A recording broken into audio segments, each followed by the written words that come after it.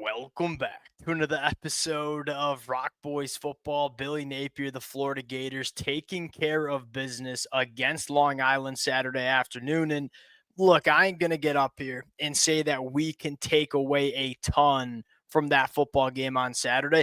I'm just going to come right out and say Florida's got some special freshmen on this roster. And I would go as far to say that not only are these kids going to be good football players for Florida, I think some of them have the opportunity to have a monster impact on this football team immediately in 2025. And I'd probably make the argument that if Florida makes a run in the college football playoffs, if they compete for a national championship, you might need some of these freshmen to be difference makers immediately in 2025. Want to get into some of the biggest storylines that kind of stuck out to me as I watched this football game. And I'll say this, these are some of the more fun football games I get to watch. We cover a lot of these kids coming out of high school, and they might be in the two deep, they might be in the three deep, but we get a lot of exposure to them early and kind of get a sense of, hey, where are these kids going to be at, and which of the young talent are going to be able to help this football team. I thought we got some answers Saturday afternoon. Fired up to get into this one before we do, and as always, the Florida fans, appreciate you guys. Many of y'all know how high I am on this football team and how much fun I've had talking this team in the offseason. The amount of support the Florida fans have shown the boys has been amazing. Appreciate you guys. If y'all do enjoy the content, consider subscribing to the channel. I tried to include as many young kids as I could in my note sheet. If I'm sleeping on one, please let me know in the comment section. Without further ado, let's get into it. Now, let's start with one. I think Florida found the quarterback too, which was a talking point for Florida in spring practice and fall camp. Tramell Jones came in the second half, and I'm not saying it was perfect. Thought he looked pretty dang comfortable running that Florida offense. The biggest storyline here is Vernell Brown. And look, I'm not even sure if Vernell Brown is the best freshman wide receiver in this room, right? Dallas Wilson's still working through that injury. Here's what I'll say about Vernell Brown. I think he might be the most complete wide receiver that Florida has immediately as a freshman. What do I mean by that? I think there are so many different ways that Vernell Brown can impact this team as a wide receiver. Number one, he is about as polished of a route runner as it gets. And this is a guy that you go back to his high school film, he just knows how to create separation. Number two, the ball skills. I mean, I'm sure all y'all saw the catch, but it's not just that. How comfortable this kid was when he's addressing the football in the air. He's not the biggest wide receiver there is. He ain't got no problem making some combat catches, going up, playing above the rim, and making plays on the football. Here's the last thing, and this was the most clear thing that we saw. This kid is an electric factory after the catch. You got two guys in Vernell Brown and Eugene Wilson, who are some of the most explosive pass catchers with the football in their hands that you see in the country. This gets into the question of how does Florida manage all of these wide receivers? I'm looking at Jay Mike. Then I'm looking at Dallas Wilson when he comes back healthy. And then I'm looking at Eugene Wilson and Vernell Brown and say, hey, in my opinion, you have to figure out a way to get all of these kids on the football field a lot throughout 2025. Maybe that even means some four wide receiver sets. Look, I know Billy Napier loves to use his tight ends, and I thought the tight ends actually played a dang good football game against Long Island. Sometimes we got to simplify this sport. It's about your best players. It's about the Jimmies and Joes. And you kind of feel like we've identified four guys in that wide receiver room that need to have an impact on this team. In spring and maybe even in fall camp, we kind of figured, hey, Eugene Wilson probably going to play a little bit more of that slot wide receiver role. Dallas Wilson, J. Mike on the boundary. Maybe we don't see a ton of Vernell Brown. The buzz that we heard from him during fall camp, then what we saw Saturday afternoon, you have to figure out a way to get all of these cats on the football field. Very interested to see how Billy Napier goes about doing that. Offensive line, a quick take on that. I know Bryce Lovett had a not so good game. If I'm a Florida fan, that is a mild concern, but it's probably the biggest storyline that I'm looking for against USF. You want to make sure you figure out that right tackle position before you go on the road to LSU next week. Hey, is Bryce Lovett the best option? Or are there other options that we can trot out there at right tackle that give us a better chance? There's a real chance it was just a bad game.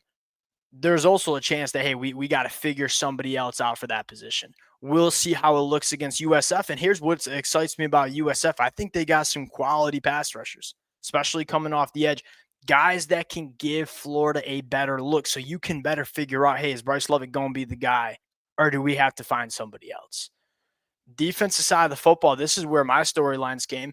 And look, am I surprised Florida dominated this LIU offense? No. What fires me up the most is what we've seen from the depth in the middle of that defensive line.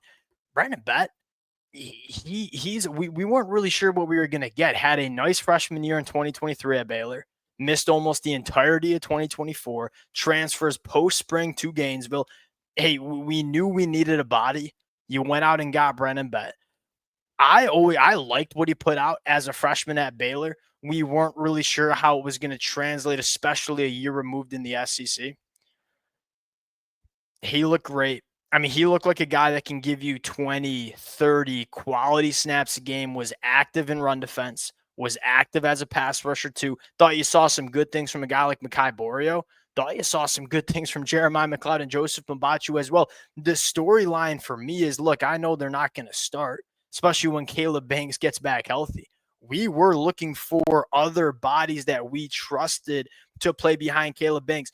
The thing you didn't want to find yourself in was not having enough names that you trust, having to play Caleb Banks more than you probably want to. If you want to optimize Caleb Banks, you probably don't want to play him much more than 40, 45 snaps a game. You want to keep him fresh. Well, if you want to keep him fresh, you got to have other bodies so the drop-off isn't that big. I thought you saw some bodies in the middle of the defensive line that showed you some really good things. I left that game, and I get it was against LIU. And I think we're going to see a little bit more of a test against USF that likes to run a lot of tempo. So ideally, we get to see a lot of these kids play against USF as well. I left saying, hey, we're deeper in the middle of the defensive line than I thought we were. Jaden Woods, he is, and again, we got to see it against different competition. He looks the part. He looks everything that we heard from him during fall camp checked out in terms of what we saw. This kid's horsepower is on another level. Look, I know it's LIU. It's still a grown man. He put a guy, I believe it was a right tackle, right on his keister. This kid plays with elite leverage, has some nice length, and I don't know if there's a more powerful defensive lineman on this football team than Jaden Woods as a true freshman. Here's what you're looking for Jaden Woods is, hey, how much better does he get as 2025 goes on? And what does he look like as we get into SEC play? I love Tyreek Sapp. Thought George Gumbs looked really good against LIU. Jaden Woods going to play. I thought Cam James was pretty damn good too. And a lot of these guys played good, but I thought Jaden Woods and George Gumbs popped in a big-time way.